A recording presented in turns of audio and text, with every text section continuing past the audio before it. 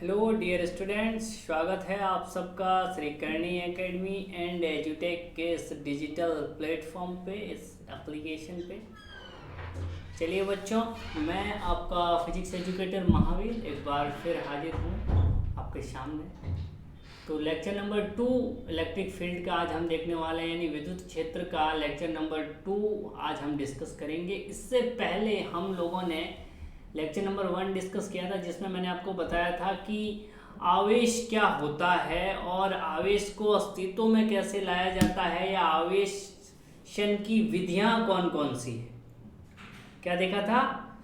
आवेशन की विधियां कौन कौन सी है, और हमने देखा था घर्षण, चालन और प्रेरण द्वारा आवेशन किया जा सकता है, और उसके हमने एग्जाम्पल वगैरह देखे और उसके बारे में काफ़ी कुछ हमने देख लिया था। और आई होप आपने वो पार्ट देखा होगा और आपने समझा होगा। तो अगर नहीं देखा तो फटाफट से वो पार्ट जरूर देख लें, क्योंकि सीक्वेंस से जितना आप पढ़ोगे उतना फ़ायदा होगा।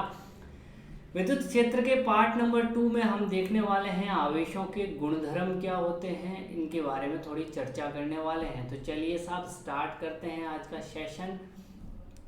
तो आवेश क्या होता है, ये मैंने आपको बता दिया था कि किसी भी वस्तु का वह गुण जिसके कारण वह विद्युत क्षेत्र या चुंबकीय क्षेत्र उत्पन्न करता है, उसे हम आवेश कहते हैं। चलिए साहब, आवेश अगर मैं फिजिक्स के पॉइंट ऑफ व्यू से बात करूं तो एक व्युत्पन्न भौतिक राशि है। दो तरह की भौतिक राशियां होती है, एक होती है मूल भौतिक राशि। मेरे साथ आप भी जो है कॉपी पेन लेके बैठे और नोट्स जो है उनको अपनी कॉपी में जरूर उतार लें, क्योंकि end of the day, end of the year, and जो आपके पास एंड ऑफ द ईयर तो क्या तो कहें आपको, अब साल आजकल तो पता ही नहीं चल रहा। वैसे एग्ज़ाम जो आएंगे सेशन के एंडिंग में आपके पास जो होंगे वो नोट्स ही होंगे।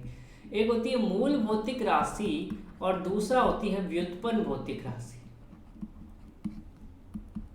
तो ऐसी राशि जो मूल राशियों से मिलके बने, कॉपी में लिख दो, ऐसी राशि, ये राशि गोपी वो वाला नहीं है, यहाँ पर क्वांटिटी है। ऐसी राशि जो मूल राशि या मूल राशियों से मिलकर बने, या जिसको व्यक्त करने के लिए मूल राशि की आवश्यकता होती है, उन्हें हम कहते हैं व्युत्पन्न राशि या व्युत्पन्न भौतिक राशि, क्योंकि भौतिकी में भौतिक राशियों की बात होती है, पहले सेकंड चैप्टर 11th क्लास का। तो आप लोगों ने देखा होगा आवेश प्रवाह की दर यानी समय का भाग जाएगा आवेश में। आवेश बट्टा समय जो होता है वो होता है विद्युत धारा। तो अगर मैं थोड़ा सा क्रॉस मल्टीप्लाई कर दूं, गुणा भाग, अगर आपने 9th 10th में सीखा है, पहले का तो नहीं पता लेकिन वहां पे तो जरूर सीख लिया होगा।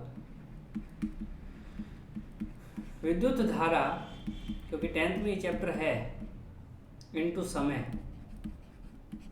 चलिए साहब, विद्युत धारा इनटू समय हमारे पास क्या आ गया है, आवेश आ गया, यानी Q इक्वल्स टू विद्युत धारा को लिख दूं I और समय को लिख दूं T। तो ये फॉर्मूला आ गया। अब विद्युत धारा एक मूल भौतिक राशि है, 7 मूल भौतिक राशियों में विद्युत धारा, और ये भी एक मूल है। 2 मूल राशियों से मिलकर आवेश बना, इसलिए आवेश जो है उसको हम विद्युत धारा इनटू समय के टर्म में लिख सकते हैं, यानी ये एक व्युत्पन्न भौतिक राशि है। कैसी भौतिक राशि है? व्युत्पन्न भौतिक राशि। इसका मात्रक जो होता है, देखिए यहाँ पर Q है ना, आवेश को जो प्रदर्शित करते हैं स्मॉल q से करते हैं, कैपिटल Q से भी कर सकते हैं, कोई दिक्कत नहीं है, ठीक है। Q, और इसका जो मात्रक जो आएगा, I का मात्रक क्या होता है? एम्पियर। धारा का मात्रक क्या होता है साहब? एम्पियर। और समय का क्या होता है साहब? समय का होता है सेकेंड। तो इसका मात्रक जो आएगा वो आएगा एम्पियर इंटू सेकेंड, और इसी को बोला जाता है कूलाम। यानी 1 एम्पियर इंटू सेकेंड जो है वो किसके बराबर हो जाएगा? 1 कूलाम के बराबर। यानी आवेश का मात्रक कूलाम होता है, जिसे कैपिटल C से भी दर्शाते हैं, और 1 कूलाम 1 एम्पियर इंटू 1 सेकेंड होता है। और जहां पर भी मूल राशि आ जाए फिर वीमा लिखना बहुत ईजी हो जाता है। यानी वीमा क्या होती है? मूल राशि जो है फिर आ जाए तो उनका जो नोटेशन है उस पर पावर लगा दे। तो एम्पियर है यहाँ पर, एम्पियर यानी A1 और टाइम है इसलिए T1, तो इसकी वीमा क्या होती है? A1 T1। ये बातें हैं जो आपको पता होनी चाहिए आवेश के बारे में। चलिए साहब, और आवेश के मात्रक वगैरह के बारे में आगे आगे चर्चा होती रहेंगी, कुछ सवालों में आते रहेंगे तो मैं बता दूंगा। बेसिकली जो कूलाम जो है, यहां से मैं आपको बता दूं कि कूलाम बहुत बड़ी क्वांटिटी, बहुत बड़ी राशि है। तो नॉर्मली हम जो बात करते हैं वो करते हैं माइक्रो कूलाम, इसको बोला जाता है माइक्रो कूलाम।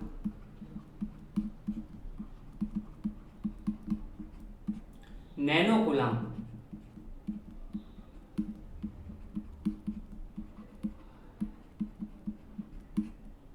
पीको कूलाम, पीके होगा वो वाला पीको कूलाम, माइक्रो यानी 10⁻⁻⁶ कूलाम, नैनो यानी 10⁻⁹ कूलाम और पीको यानी 10⁻12 कूलाम। ये हो गए। अब अगर मैं एक कूलाम के बारे में आगे जब मैं पढ़ाऊंगा तो बताऊंगा कि एक कूलाम कितना बड़ा है, ठीक है, आगे आएगा। तो इस तरह से मिली कूलाम हो सकता है, ये एम नहीं आएगा, है ना, मिली कूलाम हो सकता है कितना, यहाँ पे मिली कूलाम, इसको बोलते हैं 10⁻³ कूलाम, है ना। तो जब भी सवालों में आए एक माइक्रो कूलाम तो आपको उसको पहले ऐसे बदलना है, फिर आपको सवाल करना है। ये बात होगी भाई आवेश के बारे में, है ना। ज़्यादा पीएचडी अपने को नहीं करनी है और आवेश के मात्रक वगैरह के बारे में मैं धीरे धीरे पढ़ता हूँ। अब आवेश की हम करते हैं स्टडी, क्या करते हैं, स्टडी या बोलते हैं अध्ययन।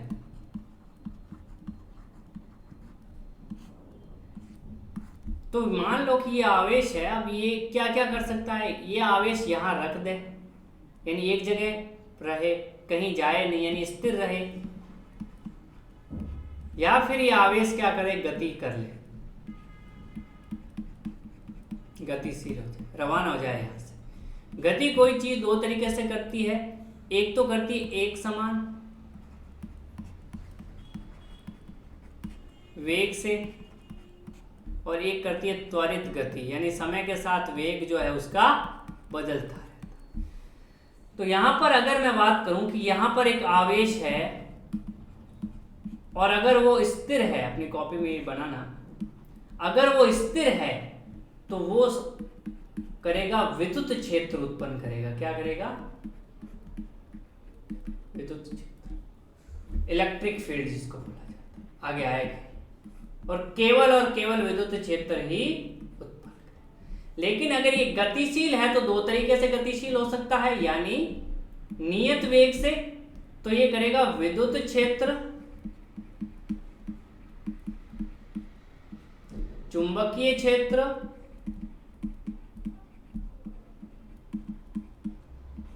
ठीक है, दोनों करेगा। विद्युत क्षेत्र को बेसिकली ई से बताते हैं और चुंबकीय क्षेत्र को बी से बताते हैं, नोटेशन है इनका। और ये त्वरित गति करने लग जाए, यानी समय के साथ वेलोसिटी कांस्टेंट नहीं रहे, एक समान, मतलब अगर 10 से रवाना हुआ है 10 मीटर पर सेकंड से तो 10 मीटर पर सेकंड से ही चल रहा है, लेकिन त्वरित का मतलब फिर 10, फिर 8, फिर 5, फिर 7 ऐसे हो जाता है। तो देखिए यहां पर क्या है, त्वरित, तो त्वरित में वो विद्युत क्षेत्र, चुंबकीय क्षेत्र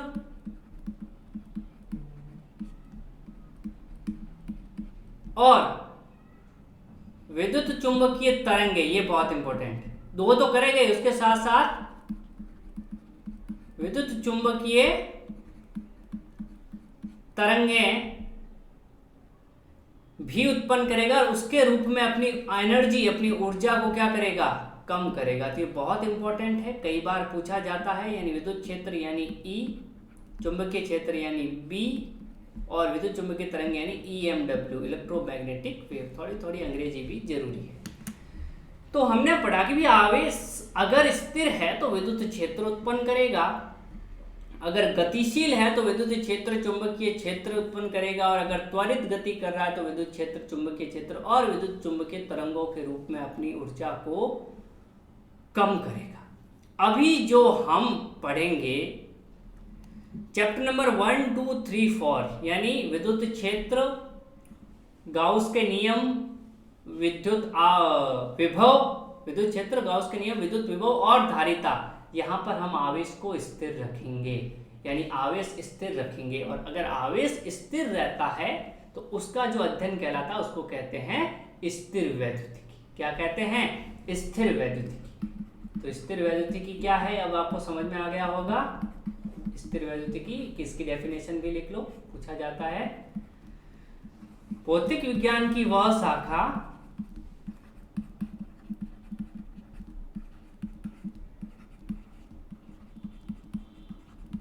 जिसमें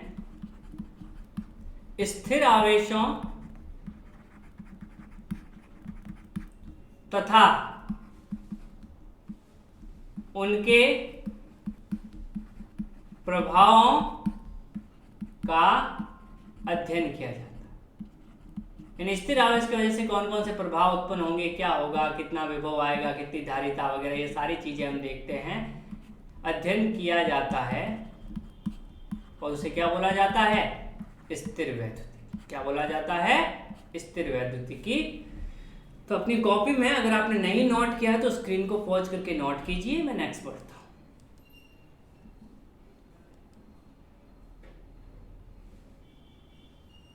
अब आते हैं आवेशों के गुणधर्म के बारे में। तो आवेशों के गुणधर्म देखिए भाई साहब, दो प्रकार के आवेश होते हैं, एक धनावेश और दूसरा ऋणावेश। बेंजामिन फ्रैंकलिन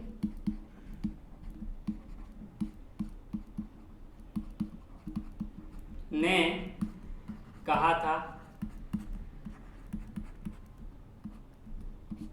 बेंजामिन फ्रैंकलिन ने ये कहा था कि आवेश दो प्रकार के होते हैं, ऋणावेश और धनावेश, यानी पॉजिटिव एंड नेगेटिव। ठीक है साहब। जैसे इलेक्ट्रॉन जो है वो ऋणावेशित होता है और प्रोटॉन जो है वो धनावेशित होता है। ठीक है। और न्यूट्रॉन पर कोई आवेश नहीं होता है। ठीक है। इसके बारे में थोड़ी और चर्चा कर लेते हैं। इलेक्ट्रॉन पर आवेश कितना होता है अपनी कॉपी में लिख देना, -1.6 इंटू 10⁻⁻19 कूलाम। प्रोटॉन पर उतना का उतना प्लस आवेश होता है कूलाम, और न्यूट्रॉन पर आवेश जो होता है वो 0 होता है। और जितना धनावेश है यानी पॉजिटिव बराबर नेगेटिव है तो वस्तु उदासीन रहती है, जिस पर नेट आवेश कितना हो जाता है, 0 हो जाता है, वस्तु उदासीन रहती है। ये तो आपको पता ही है। आवेशन के लिए जिम्मेदार है इलेक्ट्रॉन, यानी इलेक्ट्रॉन या तो जाएंगे तो धनावेश, अगर इलेक्ट्रॉन बॉडी में आएंगे तो ऋणावेश, ये पता होना चाहिए। ठीक है। तो ये वाला इंपॉर्टेंट है, ये कॉपी में लिखते रहना अपने साथ साथ। उसके बाद का है समान आवेशों में प्रतिकृषण होता है, यानी दो आपने यहाँ पर आवेश बनाए हैं, देखिए ये पॉजिटिव है और ये भी पॉजिटिव है, देखा तीर इधर भाग रहा है, यानी अपनों में नहीं बनती है, अपनों में है दुश्मनी, है ना। आपको इसको याद रखना है कैसे, अपनों में दुश्मनी, अपनों में दुश्मनी, अपनों में नहीं बनती भाई साहब। तो अगर अपनों में अगर दुश्मनी है तो फिर दिक्कत वाली बात हो गई। तो यहां पर हमने देखा आवेशों के गुणधर्म में कि आवेश दो प्रकार के होते हैं और समान आवेशों में प्रतिकर्षण होता है। तो इसका उल्टा भी सत्य है, बिल्कुल जी। तो विपरीत आवेशों में आकर्षण होता है, यानी विपरीत आवेशों में क्या होता है, आकर्षण होता है। तो तीर किधर आना चाहिए, स्क्रीन को पॉज करके सोचिए, ऐसे दोनों क्या होंगे, पास आना चाहेंगे, दोनों में आकर्षण होगा और पास आना चाहेंगे। तो विपरीत आवेशों में क्या होता है, आकर्षण होता है। अगर मैं एक डोरी से इनको लटका दूं ऐसे, तो देखिए यहां पर, एक मिनट थोड़ा कलर चेंज कर ले ताकि इस पे दिखे कि ये नेगेटिव और ये नेगेटिव। तो इनको जब ऐसे लटकाया था, स्पेशली इनको ऐसे लटकाया था, शुरुआत में कुछ नहीं था, ऐसे डोरे थे, ये पास में थे। जब इनको चार्ज दिया है, एक को नेगेटिव एक को नेगेटिव, तो ऐसे हो गए। पॉजिटिव पॉजिटिव को दिया, वो भी ऐसे हो गए। दूर जाना चाह रहे हैं भाई साहब, ये आगे सवाल भी आएंगे ऐसे, तो दिशा ध्यान रखें। ये पॉजिटिव इधर जाएगा, ये पॉजिटिव इधर जाएगा, ये नेगेटिव ये पॉजिटिव, इन दोनों में दोस्ती है, प्यार है, ये पास आएंगे, क्योंकि अपना में है दुश्मनी, पराया में क्या है, दोस्ती है, तो ये पास आएंगे। ठीक है, चलिए साहब नेक्स्ट पढ़ते हैं। अब यहाँ पर अगला नियम है आवेशों का संरक्षण। एक और गुणधर्म है जिसको कहते हैं कंजर्वेशन ऑफ चार्जेज, यानी आवेशों का संरक्षण। और यहाँ पे एक चीज लिखी हुई है बहुत अच्छे से, क्या लिखा हुआ है कि लिखा हुआ है विलगित निकाय का कुल आवेश सुरक्षित रहता है। ये बहुत बात है, विलगित इसको बोला जाता है आइसोलेटेड। क्या बोला जाता है, आइसोलेट। अभी बहुत सुना होगा आपने कि उसको आइसोलेट कर दिया, उसको ये कर दिया, आइसोलेट मतलब अकेला। एक निकाय की बात हो रही है, उसका कुल आवेश संरक्षित रहेगा। फॉर एग्जाम्पल कि मेरी इस जेब में 10 रुपए हैं और जेब भी नहीं है, चलिए ठीक है, मेरी नीचे वाली तो दोनों जेब है उसमें 10 रुपए है, एक में और दूसरे में 10 रुपए, और पीछे वाली जेब में 5 रुपए हैं। टोटल मेरे पास कितने रुपए हैं, 25 रुपए। ठीक है, अब मैंने क्या किया कि जो पीछे वाली जेब के 5 रुपए थे वो आगे वाली जेब में डाल दिए, और ठीक है इधर से 5 रुपए निकाले मैंने, मेरे पास सिक्के थे, और पीछे वाली जेब में और डाल दी। पीछे 2 जेब है, आगे 2 जेब है। कहने का मतलब मैंने अपनी जेबों में इधर उधर पैसे कर दिए, किसी में कम कर दिए, किसी में ज़्यादा कर दिए, ये समझिए आप लोग, है ना। पहले मेरे पास 25 रुपए थे और मैंने अपनी जेबों में इधर उधर कर लिए। अभी भी कुल मेरे पास कितने रहेंगे, 25 रुपए, यानी गए कहीं नहीं है पैसे। हो सकता है एक जेब से दूसरी जेब में आए हो, किसी में कम हुए किसी में ज़्यादा हो, लेकिन कुल पैसे अभी भी उतने ही है। सेम यहाँ पर होता है कि अगर यहाँ आपके पास एक विलगित निकाय है, एक विलगित निकाय है, मान लीजिए इस तरह का,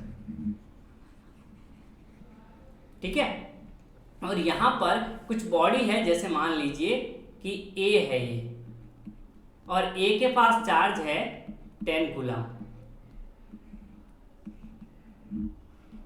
और फिर बी है, इसके पास चार्ज है -5 कूलम, और एक सी बॉडी है जिसके पास चार्ज है -5 कूलम। मान लो, कुछ भी मान लो आप अपने हिसाब से, ये अलग अलग कूलम में है ना, ये भी कूलम में। अब मैंने क्या किया कि इनको आपस में रगड़ा। आपको पता है कि रगड़ने से आवेश क्या होता है, कम ज्यादा हो सकता है। अगर कंडक्टर है ये, तो टच करने से भी आवेश जो है, या फिर चालक जोड़ दूं तो आवेश एक पे दूसरे पे जाएगा। हमने ये चीज देख रखी है कि रगड़ने से, आपस में कोई भी क्रिया करने से। मैंने क्या देखा कि इसी सिस्टम में मेरे पास कुछ ऐसा दिखा कि ए पे जो चार्ज है वो आ गया 5 कूलम, बी पे भी चार्ज आ गया प्लस का 5 कूलम, है ना, ये प्लस। अगर कुछ नहीं दिखे फिजिक्स में उसका मतलब प्लस है, अगर माइनस है तो उस पर माइनस वो लगेगा। लेकिन सी पे कितना आया ये मुझे नहीं पता है, लेकिन मुझे पता है आवेशों का संरक्षण का नियम क्या कहता है। तो आवेश संरक्षण का नियम कहता है, आवेश संरक्षण का नियम कहता है कि Q पहले बराबर Q बाद में। किसके लिए, विलगित निकाय के लिए, विलगित निकाय के, यानी Q इनिशियल बराबर Q फाइनल। तो इनिशियल में अगर मैं बात करूं तो इनिशियली कितना था, 10 कूलम, ये वाली चीज, ये इनिशियल कंडीशन है यानी पहले की, और ये बाद की कंडीशन, ये final condition. 10 coulomb plus -5 coulomb plus -5 coulomb. आवेश को डायरेक्टली जोड़ा जा सकता है ना, जैसे आप नंबर को जोड़ते हो ना, +5 और -5 0, इस तरह से आवेश को जोड़ा जा सकता है। ये नियम है, आगे आएगा, अभी के लिए। फाइनल में ए पर कितना है 5 कूलम, बी पर 5 कूलम, और सी पर मुझे नहीं पता, मैं मान लेता हूं x कूलम। तो यहां से सीधा सा पता चल गया है कि यहां पर ये 10 कूलम, देखिए प्लस का, ये माइनस का 5 और माइनस का 5, ये माइनस का 10 कूलम, यानी 10 कूलम प्लस का और माइनस का 10 कूलम बराबर, यहाँ पर ये हो जाएगा 10 कूलम और प्लस हो जाएगा x। तो इधर तो हो गया 0 और ये 10 इधर आ जाएगा, तो बन कितना जाएगा x बराबर माइनस का 10 कूलम। आप खुद सोच लो कि अगर इस पे माइनस का 10 कूलम डाल दें तो देखो 5 और 5 10 और माइनस 10 जीरो, शुरुआत में कितना -5 और -5 -10 और +10, यहाँ पे भी जीरो, शुरुआत में जीरो तो बाद में भी जीरो, अगर शुरुआत में 10 होता तो बाद में भी 10 होता। तो ऐसे आपसे पूछा जा सकता है। तो ये क्या है, आवेशों के संरक्षण का नियम, यानी विलगित निकाय का कुल आवेश संरक्षित रहता है, यानी आवेश को न तो नष्ट कर सकते हो न ही उत्पन्न कर सकते हो, आवेश को सिर्फ एक वस्तु से दूसरी वस्तु में स्थानांतरित कर सकते हो। ये बात हमने पहले लेक्चर में भी मैंने आपको बताई थी, और यहाँ पर ये आवेशों का एक नियम जब हम पढ़ रहे हैं, आवेशों का जो गुणधर्म पढ़ रहे हैं उसमें ये एक नियम भी। चलिए, आई होप क्लियर हुआ होगा ऐसी चीजें। अब है आवेशों का योज्यता। क्या है, आवेशों का योज्यता, ये नियम है। आवेशों का बीजगणितीय योग किया जा सकता है, यानी आवेशों को जोड़ा जा सकता है। योग करते समय उनको चिन्ह के साथ जोड़ना चाहिए। जैसे लाइक मैं अगर आपसे कह दूं इस तरह का कोई आवेश है, या आगे जब गाउस नियम पढ़ेंगे तो आएगा, जैसे यहाँ पे ले दूं कि ये -5q + q -3q + 2q, तो अगर मुझे पूछे q नेट कुल चार्ज कितना है, तो q नेट कितना आएगा, क्योंकि योज्यता नियम क्या कहता है, सीधा जोड़ दो चिन्ह के साथ, बीजगणितीय योग किया जा सकता, मतलब उनको चिन्ह के साथ। तो -5q + q -3q + 2q, तो अब देख लो ये -5 और -3 तो हो जाएगा -8q, गुणा भाग देख लेना, और ये कितना हो जाएगा प्लस का 3q, तो बच जाएगा 5q, किसका, माइनस का, है ना, देख लेना। ये हो जाएगा कितना, 5 में से 1 जाएगा 4 और ये 7 और 2 5, ठीक है ना। कई बार खुद भी है ना कंफ्यूजन हो जाता है।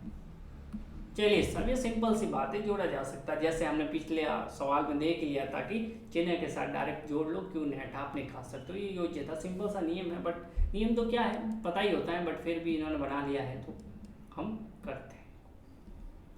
ये है क्वांटीकरण, है ना बेसिकली, और सबसे इम्पोर्टेंट नियम यही मैं इसको मानता हूँ कि किसी भी वस्तु पर आवेश मूलभूत आवेश का पूर्ण गुणज होता है, और मूलभूत आवेश होता है E।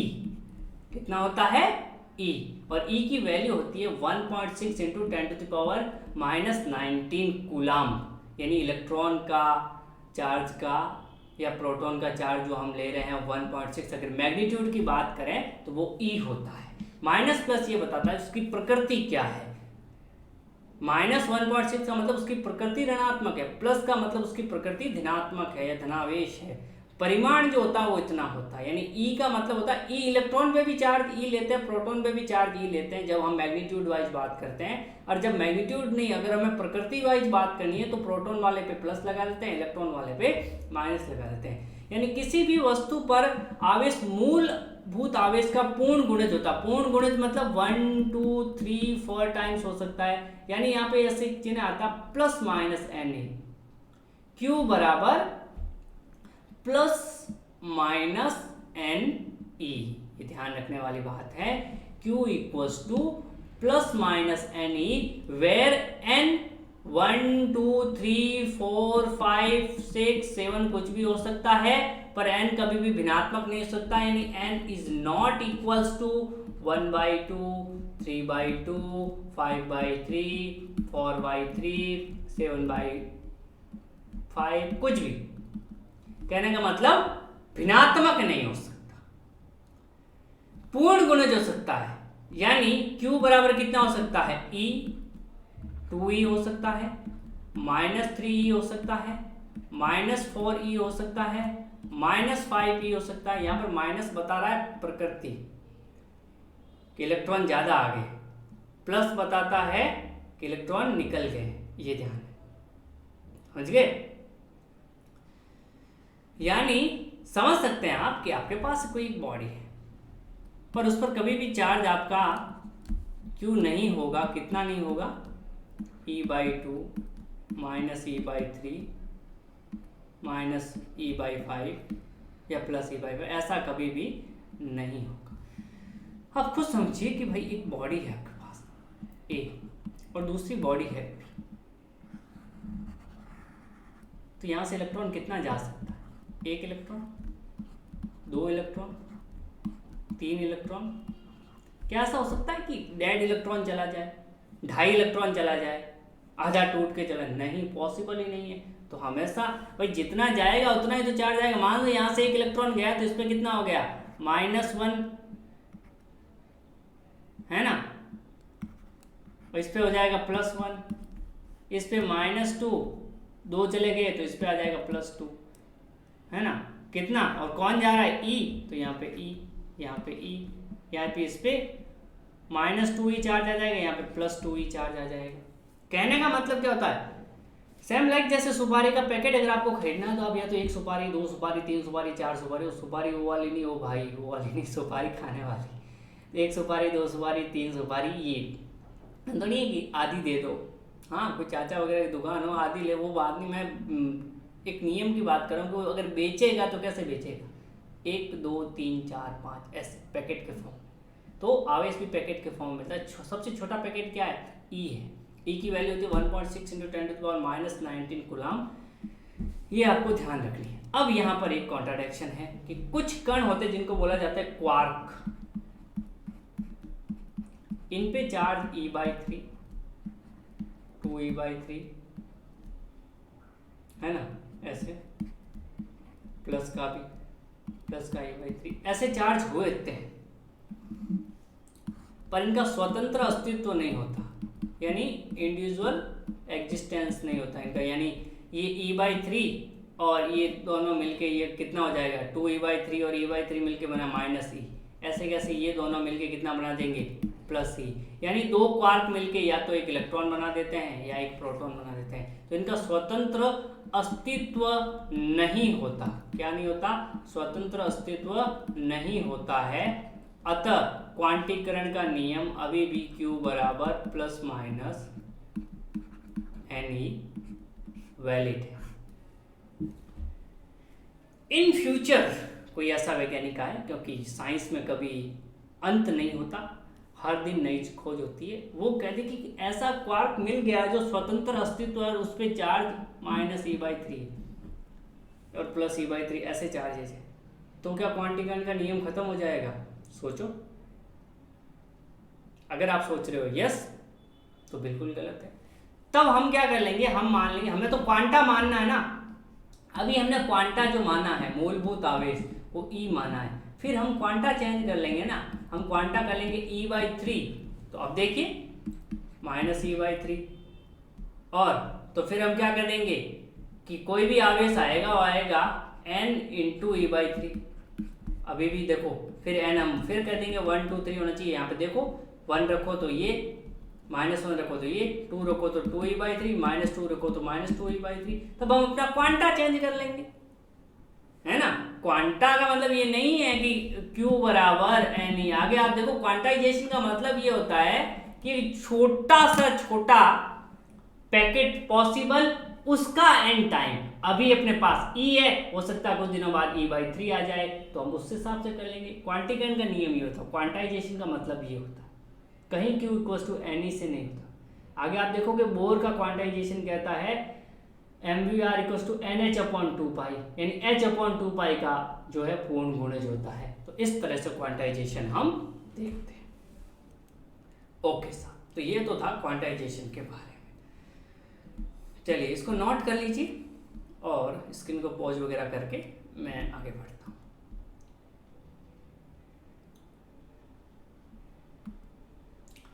अब आपके पास सवाल आता है, 1 कूलम आवेश में, पहला सवाल है ये, 1 कूलम आवेश में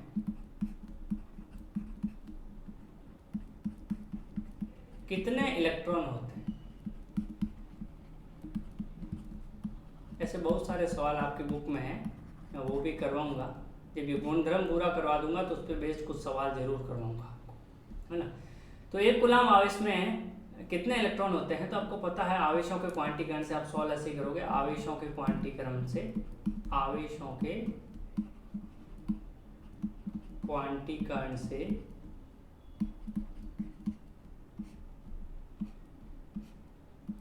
आप लिखोगे Q बराबर ±Ne, है ना। अगर मैग्नीट्यूड की बात करूं तो 1 कूलम = आप लिखोगे N इंटू क्या लिख दोगे यहाँ पर, क्योंकि n की नंबर ऑफ इलेक्ट्रॉन है तो नंबर ऑफ इलेक्ट्रॉन नेगेटिव तो हो नहीं सकता, तो अब इस पे चार्ज देख लेते हैं। प्लस माइनस क्या होता है यहाँ पर, चार्ज होता है। n के आगे प्लस माइनस नहीं होता, ये चार्ज होता है बेसिकली। n तो हमेशा ही पॉजिटिव होगा भाई साहब। नंबर ऑफ इलेक्ट्रॉन कभी -1 इलेक्ट्रॉन का क्या मतलब है, कोई पॉसिबल ही नहीं है नहीं। ओके, प्लस माइनस मैंने क्या बताया, प्रकृति बता दो। तो यहाँ पर क्या लिखेंगे प्लस माइनस, क्योंकि ये कुछ नहीं है तो मैं मान लेता हूँ +1 कूलम है, तो यहाँ पर ये हो जाएगा प्लस माइनस के लिए कौन सा लिखेंगे हम, प्लस का 1 कूलम है ना, इलेक्ट्रॉन, क्योंकि यहाँ पर प्लस है, मतलब यहाँ पर जो है इलेक्ट्रॉन में हम क्या लेंगे, प्लस वाली चीज़ लेंगे। 1.6 × 10⁻⁻⁹ अगर यहाँ माइनस होता चार्ज तो हम यहाँ पे माइनस लेते ताकि वो कंपनसेट कर देता। n अपने को हमेशा पॉजिटिव रखना, कोई नंबर ऑफ इलेक्ट्रॉन नेगेटिव कैसे हो सकता है, कोई चीज़ जैसे मेरे पास 10 पेन है, 5 पेन है, 8 पेन है, किसी का नंबर नेगेटिव कैसे हो सकता है। तो n इक्वल हो जाएगा 1 डिवाइड बाई 1.6 इंटू 10⁻⁻⁹ और यहाँ पर n क्या है, वेयर n जो है वो नंबर ऑफ इलेक्ट्रॉन है, यानी इलेक्ट्रॉनों की संख्या। यही तो चार्ज आता था, कैसे आता था, 1 इलेक्ट्रॉन 2 इलेक्ट्रॉन, इलेक्ट्रॉनों की संख्या है।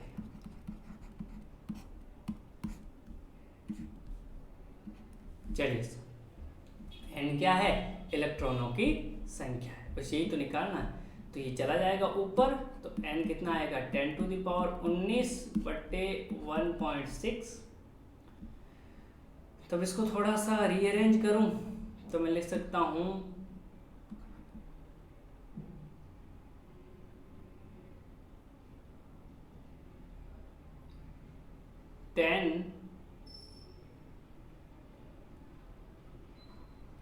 100 इंटू 10⁻18। कैसे आया कि पॉइंट डिवाइड बाई 16, कैसे आया भाई साहब कि पॉइंट हटेगा तो ऊपर एक जीरो लगेगा, यानी 10 हो जाएगा 20।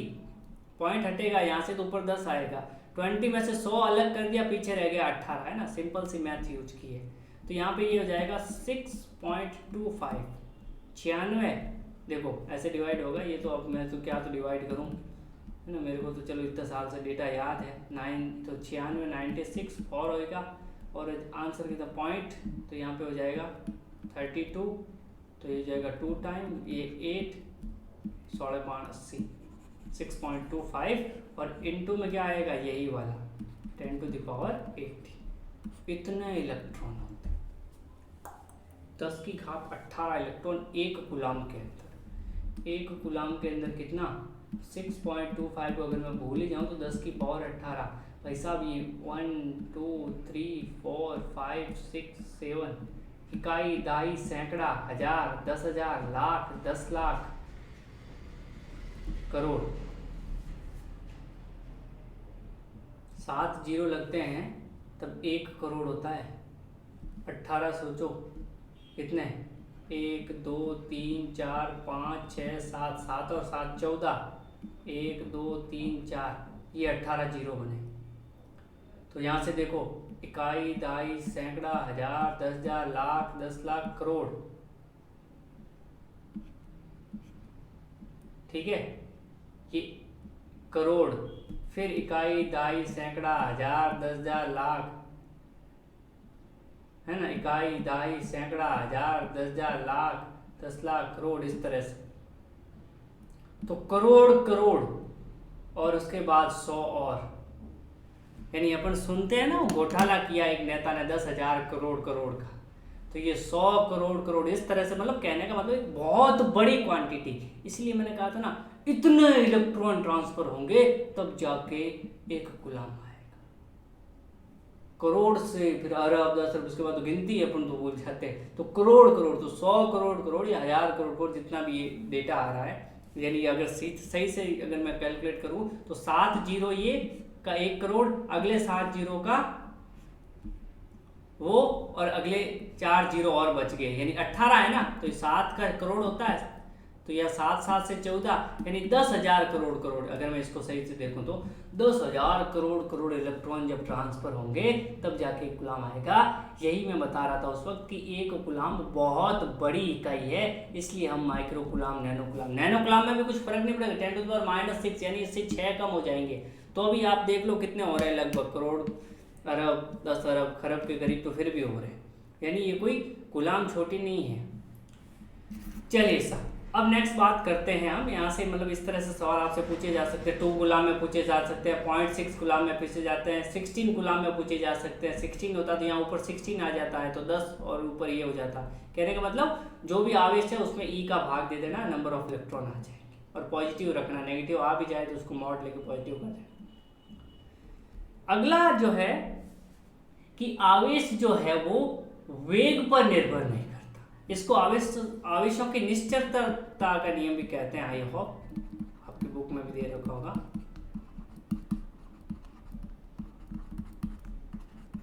नियम इनवेरिएंट कहते हैं बेसिकली इसको, है ना, हिंदी में आई है, निश्चल होगा कि आवेश वेग पर निर्भर नहीं करता और इसके साथ साथ निर्देश तंत्र पर भी निर्भर नहीं करता, निर्देश तंत्र पर भी निर्भर नहीं करता,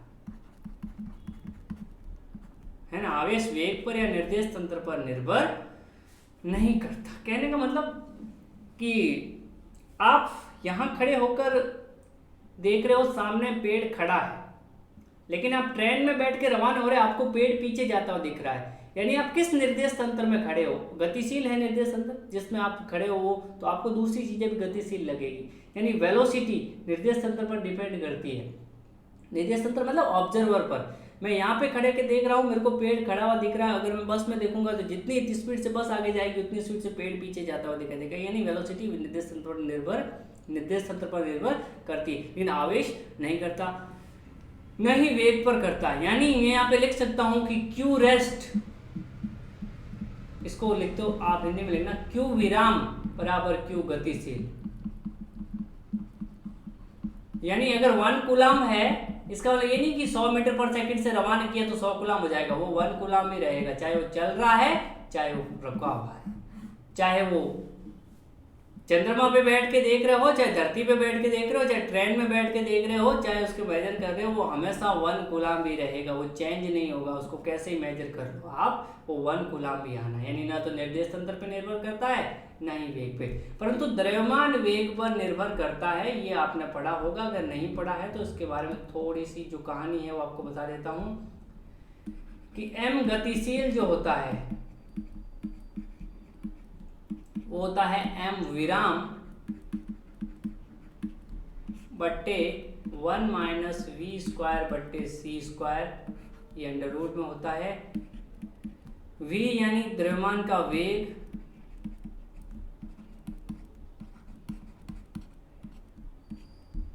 और c यानी प्रकाश का वेग। m विराम मतलब वो जब विराम अवस्था में तब उसका वेग, और गतिशील है मतलब तब गतिशील अवस्था में तब उसका वेग।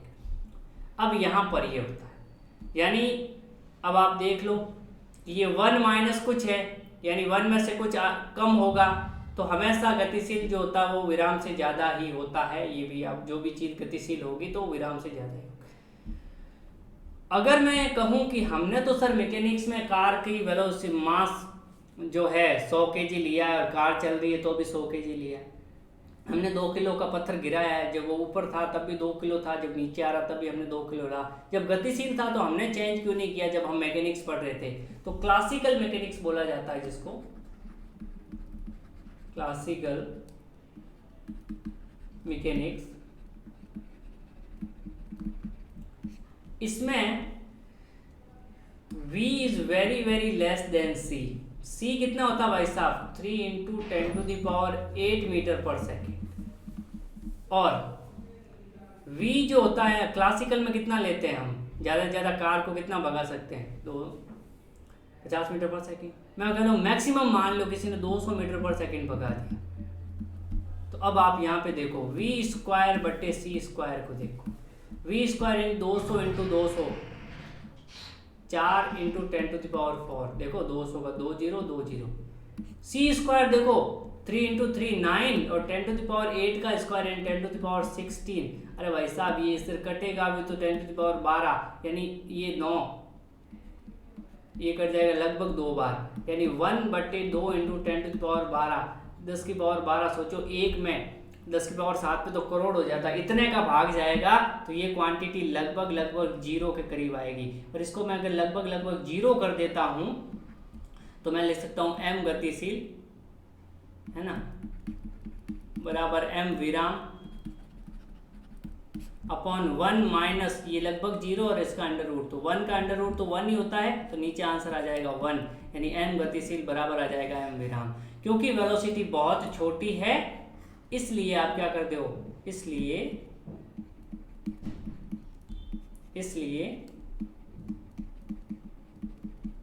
हम द्रव्यमान नियत मानते हैं।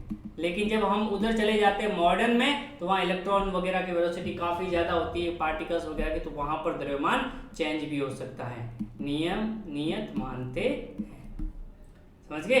द्रव्यमान वेग पर निर्भर करता है, कैसे करता है ये भी मैंने आपको बता दिया है। और जो मैकेनिक्स में हम कांस्टेंट क्यों लेते हैं वो भी नियम बता दिया, क्योंकि v बहुत छोटा है c से, इसलिए जो है ये लगभग 0 हो जाता है। अगर मैं कह दूं v बराबर c, तो जो कि कभी पॉसिबल ही नहीं है, नॉट पॉसिबल, तो ये 1/1 1 हो जाएगा, 1 - 1 0 हो जाएगा, यानी किसी का 0 में भाग जाएगा, विराम बट्टे 0 अनंत हो जाएगा द्रव्यमान, जो कि प्रैक्टिकली पॉसिबल नहीं है, थ्योरेटिकली सोचने को कुछ भी सोच सकते हैं।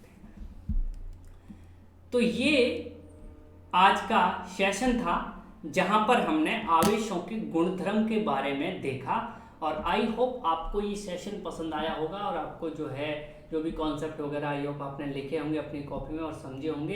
इनसे रिलेटेड कुछ सवाल भी हम आगे आने वाले वीडियोस में करते रहेंगे, है ना, न्यूमेरिकल वगैरह। तो आप हमारे साथ बने रहें। एप्लीकेशन के अंदर आपको सारे चैप्टर के नोट्स और वीडियोस प्रोवाइड हम लोग करते रहेंगे, ये आपका विश्वास होना चाहिए हमारे साथ। और सबसे जो मेन चीज़ मैं यही कहता हूँ कि प्रैक्टिस करते रहें, है ना, प्रैक्टिस जरूर करें अपने सवालों की, जो पढ़ाया जाता है उसको रिपीट जरूर करें, उनको जरूर रिवाइज करें, उनके नोट्स अच्छे बनाएं, तो आपको अच्छे मार्क्स लाने से कोई नहीं रोक पाएगा।